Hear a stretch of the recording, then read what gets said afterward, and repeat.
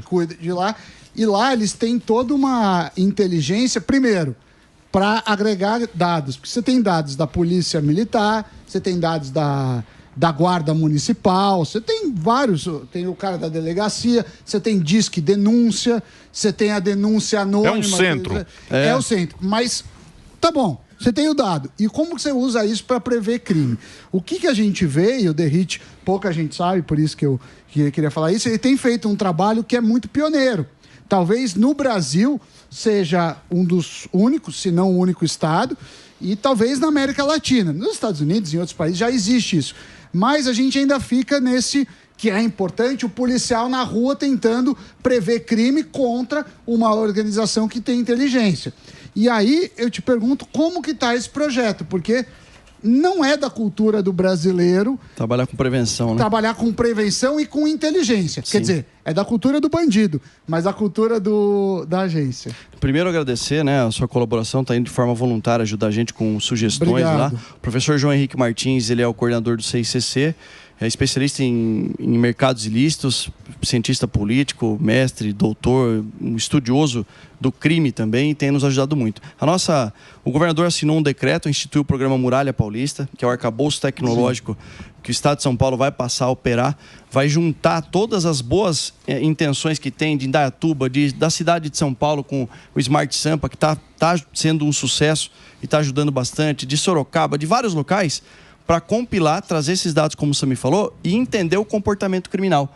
Com base nisso, a gente não vai empregar o policiamento em locais em que ele não deve estar. Resumindo, eu vou aumentar a probabilidade... Vai fazer um mapa. Legal. Aumentando a probabilidade de prisão e colocando a viatura em locais que, em tese, segundo estudos analíticos e os dados, o crime estaria acontecendo nesse local. A probabilidade de acontecer. Sim. Então, você tem recursos escassos, a economia estuda isso, você fala, essa região em tais horários, aí tem o perfil, tem várias coisas para você mitigar.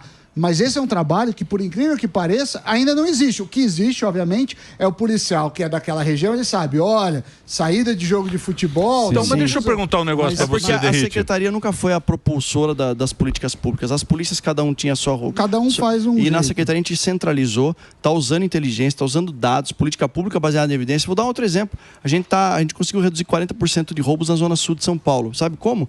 Com drones. Já tem um protótipo, um projeto piloto sendo usado, e a nossa intenção é colocar drones operando em áreas de maior incidência criminal. Então, Avenida Paulista da meio-dia até as 15 horas. Por que não? Claro, tem que obedecer à legislação, a ANAC, uma série de coisas. Mas é evoluir no uso da tecnologia. O decreto Muralha Paulista dá segurança jurídica para isso. Um outro golaço que a gente fez recente foi o decreto da recuperação de ativos da lavagem de dinheiro. Foi quantos bi foi isso? Nos últimos 5 anos, o Laboratório de Lavagem de Dinheiro da Polícia Civil, que tem feito um trabalho espetacular, aponta que nós identificamos 14 bilhões de reais nos últimos 5 anos. Esse dinheiro está sendo bloqueado, a maior parte vai para o governo federal, depois que transita em julgado, e não volta para o Estado. Tem uma lei federal de 98. O que a gente fez? A gente propôs ao governador o decreto regulamentando. Mas mudou agora, né? Saiu agora, mês passado, que podia ser um investimento interno, inclusive, na polícia, né? Agora vai ser. Então agora a gente vai reverter o uso do crime organizado, do tráfico, do PCC, bens, dinheiro na conta bloqueado, veículos, o helicóptero do André do Ré, por exemplo, pode ir para leilão, isso vai para o fundo da segurança pública e vai ser revertido para comprar viatura, para comprar helicóptero, para comprar armamento. Porque a gente se torna autossuficiente, não depende mais. E o recurso que usaria na segurança pública pode ser investido em saúde, em educação e outras áreas. Falando nisso, vocês tentarem tirar todo o dinheiro do crime organizado. Asfixia financeira. Isso, mas existe uma rota desse dinheiro sujo. Para onde que vai o dinheiro do crime organizado? Vai para Paraguai, vai para pôr de gasolina? O que eles fazem? A maior parte fica aqui mesmo. Na verdade, o desafio do crime organizado, que tem como principal fonte de receita o tráfico internacional de drogas, eles falam em embranquecer o recurso, enfim, branqueamento, algumas polícias usam isso. É a lavagem de dinheiro. Então, vou dar um exemplo. A Karen, que foi presa na Operação Escudo, na Operação Verão, a Japa, ela foi pega com R$1 milhão de reais em dinheiro, $50 mil, mas os apontamentos de inteligência que a gente... Eram mais de 30 empresas que ela operava e um valor aí estimado de 4 bilhões de reais. Essa última, né? Do ano passado, 4 bilhões de reais. Então, o que eles fazem? Criam empresas de fachada. A operação Downtown do Denarc também, na região central, são 78 hotéis, hospedarias que foram fechados e 205 milhões de reais bloqueados. Aqueles hotéis da região das cenas abertas de uso. Não tem fluxo nenhum de pessoas. Então, o crime organizado usava para armazenar droga, fornecer espaço para o usuário. E o terceiro e principal ponto, que nunca ninguém tinha chego nesse detalhe, e o Dr. Sayeg conseguiu, com a sua equipe, um trabalho brilhante depois de um ano de investigação. Olha, eles estão usando o CNPJ para lavar o dinheiro do crime, como se tivesse um fluxo gigante no hotel. A gente sabe que não tem. E detalhe, eu falei do litoral, né, da carne. Nós prendemos hoje, o The Inter 6 prendeu um criminoso de nome Cláudio e apelido Campeão, braço direito do André do Rap, está preso nesse exato momento. Ele já foi preso em 2019, volta a falar na porta giratória. Em 2019 ele foi preso com pouca quantidade de droga, só 1 tonelada de cocaína. Cara, aí a gente prendeu ele de novo próprio. hoje. Não, é o cara que é o braço direito do André do Rap, que faz o tráfico internacional, está preso pelo trabalho brilhante lá do pessoal do The Inter 6 da Polícia Civil. Vamos ver agora se a gente consegue deixar ele preso um bom tempo. E para mudar isso é o quê? A legislação. É lei. Aí por isso, a lei. A minha pré-campanha já para o deputado Hugo Mota, que eu sei que tem compromisso. A população do Brasil espera isso do Congresso, espera muito. Acho que a maior necessidade hoje, sem dúvida alguma, é controlar a violência, combater o crime e acabar com a impunidade. Porque eu acho que isso aí também, a sociedade, né? Os caras normal. O cara Cidadão, normal. trabalhador. O cara normal. Porque, porra, crime ninguém quer, nem esquerda nem direita. Vamos ser honestos. Concordo Todo mundo quer segurança. Nem esquerda nem direita. Crime ninguém quer, pô. Você quer sair na rua, o cara quer ir trabalhar, voltar pra casa, a menina quer ir estudar, andar na rua. Exemplo da dona Dirce. É isso aí. A Dirce. Cabe a gente pressionar os caras que estão lá, né? Com certeza. Como aconteceu na época da saidinha. Na época da saidinha, você vê os deputados que estão lá e manda um e-mail pro cara, fala, pô, vota isso aí. Se manifesta. Porque lá são 500 e pouco. 513. São esses 500 que representam o Brasil. E esses caras, quando é votado lá, tem mais poder. Uma canetada, ela tem pouco poder. Uma canetadazinha. Sozinho. Lá, ela tem mais poder porque todo mundo já discutiu. É uma discussão. Lógico. Foi difícil você passar essa... Nossa. A saidinha foi... Você lembra o tempo que foi? Lógico. A saidinha foi difícil. Mais de 5 anos. E por que você acha que teve êxito?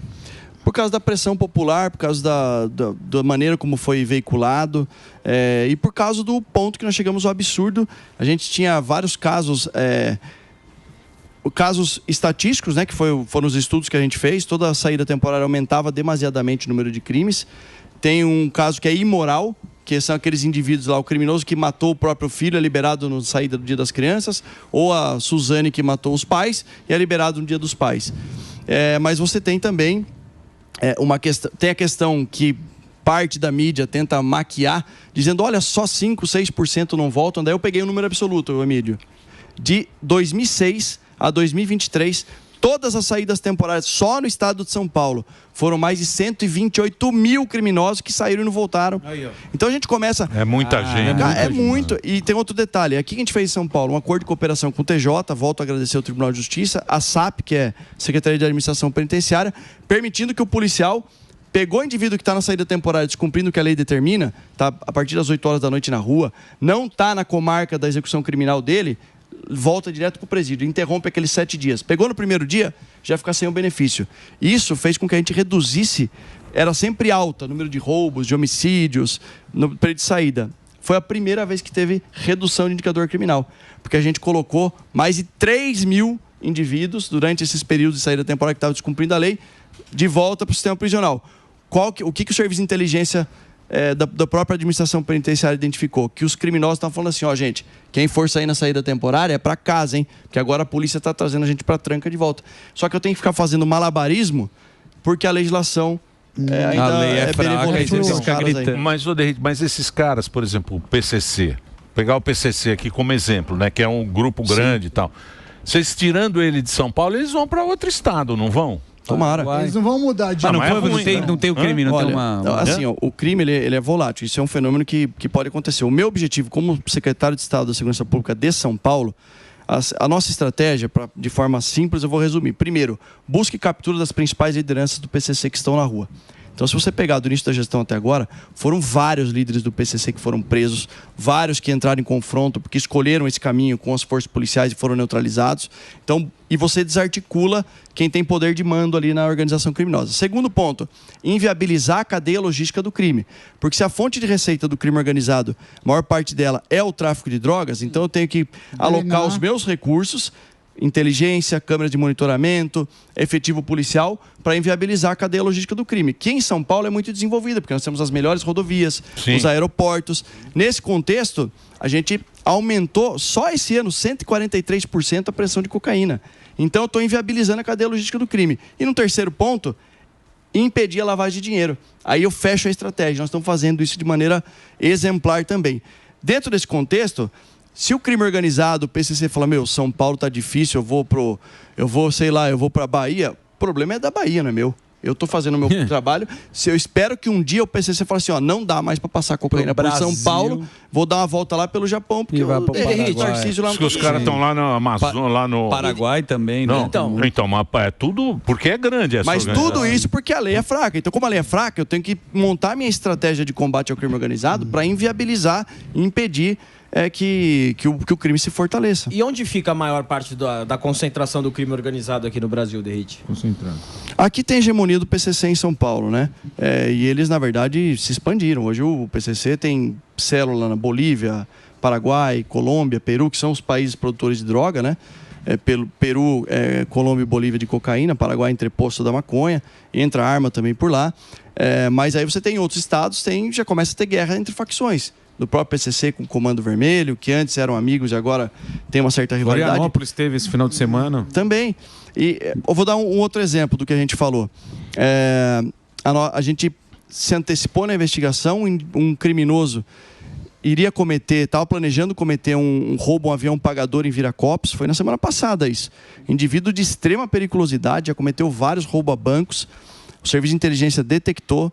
Parceria com a Polícia Federal também. Aliás, aqui a Polícia Federal é muito parceira nossa. Tem a FICO, que é Força Integrada de Combate ao Crime Organizado. Funciona muito bem. A apreensão de hoje da Polícia Rodoviária, vindo para cá, pegaram vários quilos de cocaína também. Foi por conta dessa rede colaborativa. Essa investigação da Polícia Federal com o sistema de inteligência das polícias detectou que esse indivíduo iria cometer esse roubo no avião pagador em Viracopos. Estavam planejando até colocar um caminhão na porta do Batalhão de Ações Especiais de Polícia de Campinas. Vejam vocês, criminalidade ultraviolenta que em qualquer país do mundo é considerado terrorista. A gente conseguiu identificar, tentamos realizar a prisão dele num local lá na região de Campinas. Infelizmente, ele atirou nos policiais e foi neutralizado. Enfim, mas é o nosso dia a dia. Então, respondendo aí a sua pergunta, Emílio, por mim, se o PCC decidir mudar a rota dele para o Japão, vai ser um ganho imenso para o estado de São Paulo. É um desejo, mas quando você fala de dinheiro, por exemplo, o Durso veio aqui, nosso advogado, estava falando da relação do Pix com os bancos. E você vê, né, tem uma mulher aí que abriu 36 contas aí, uma laranja, e essa história se repete. Não tem que ter uma comunicação mais efetiva entre os bancos e a polícia também? Mas isso está tendo, viu, o Zuckerman? Porque a gente chamou todos os setores de segurança dos bancos, lá no CICC, lá onde o professor João Henrique fica, os setores de inteligência deles comunicam para a gente. A gente fez uma porta de entrada, estabelecemos um protocolo, na verdade. Legal. Isso começou por causa do sequestro via Pix, lembra? Que era uma epidemia quando a gente assumiu. E não melhorou. Porque a Dirce acha que foi Pix. Tentativa, eu não tenho Pix. Eu tenho um dinheirinho. Você é a velha guarda, né? Eu tenho um dinheirinho na carteira. Mas não tenho Pix. Aí o cara fala, dá o Pix. Eu falo, não tenho Pix, pô. O que eu falo pro bandido? Eu falo que é a verdade, que não tem. Eu não tenho Pix, pô, não tenho Pix. Mas a gente conseguiu. Tem um dinheirinho aqui. Ele avisa, pelo menos. Eu não tenho. Você tem Pix? Eu não tenho, eu morro de medo do Pix. Eu tenho, mas a gente conseguiu reduzir R$1.000 por dia. Quase 60% o número de sequestros com a modalidade Pix por causa dessa integração. Certo. Os bancos, setores de inteligência, divisão de sequestro da Polícia Civil do Dr. Fábio Nelson, um cara espetacular, junto com o capitão José Antônio, lá da Companhia de Perus, porque a maior parte dos cativeiros usados eram ali Perus, Parada de Taipas. A gente reduziu quase 60% o número desse sequestro que a vítima era levada para lá. Teve também recentemente um caso que ganhou repercussão, porque nós prendemos 4 sequestradores, um casal de idosos de 75 anos, que foi... Sequestro de Pix ou de... Pix, lá em Itacoaquecetuba, e os os 4 foram liberados na audiência de custódia. Os 4 sequestradores de um casal de 75 anos. Por isso que ela tem que acabar. É só mais um exemplo aqui, não apontando o dedo para o judiciário, como eu disse, mas que São Paulo é tem cadeia para todo mundo? Olha, se não tiver, tem que construir, Emílio. É isso aí. Tem que construir. Você tem que gastar dinheiro bem gasto. Se o bandido ficar preso, e nas democracias consolidadas, isso aconteceu. Quando a lei foi mais rígida, num primeiro momento você tem um aumento da população carcerária, mas no segundo momento, qual que é o efeito que as pessoas não sabem disso?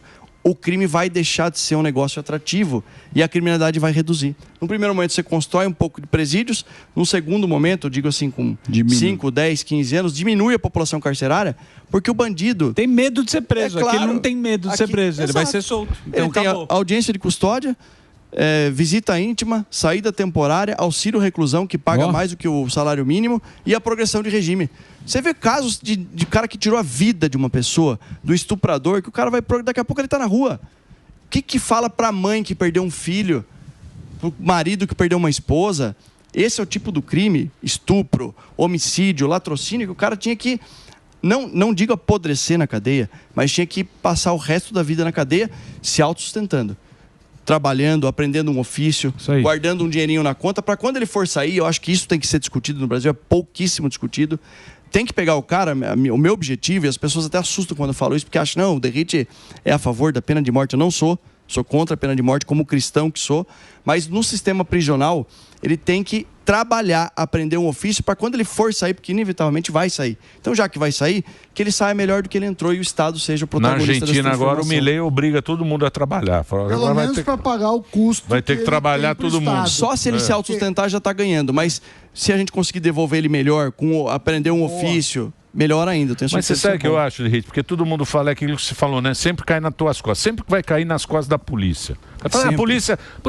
Pô, a polícia é boa. Sim, a polícia é boa. Tem que respeitar, admirar. Só que aí é o seguinte, também cabe ao povo, né? Cabe à sociedade também cobrar dos políticos. A gente também participar dessa luta aí para não ter... Eu acho também. Porque o que a Dirce falou, ela falou, Emílio, sabe que eu fiquei impressionada? Ninguém parou para me ajudar. Pois é. Eu falei disso porque todo mundo fica com medo. Fica com medo, é. Então, Lógico. uma senhora, eu sei, mas é uma senhora sozinha. Ela falou, abriu o sinal, foi todo mundo embora, ninguém parou para ajudar uma ninguém. É possível que alguém pegue um celular e filme, mas não liga para a polícia, não toma uma Mas atitude. é porque tem medo. É porque tem medo, porque se sente desprotegido. Lógico. Mas aí, Emílio, a gente tem que parabenizar, porque quando isso acontece, pode falar o que for. O policial, quando vê uma coisa dessa acontecendo, o cara toma atitude na hora. Mas foi um anjo da guarda, né? Porque o cara estava atrás dela. Que bom. Graças a Deus.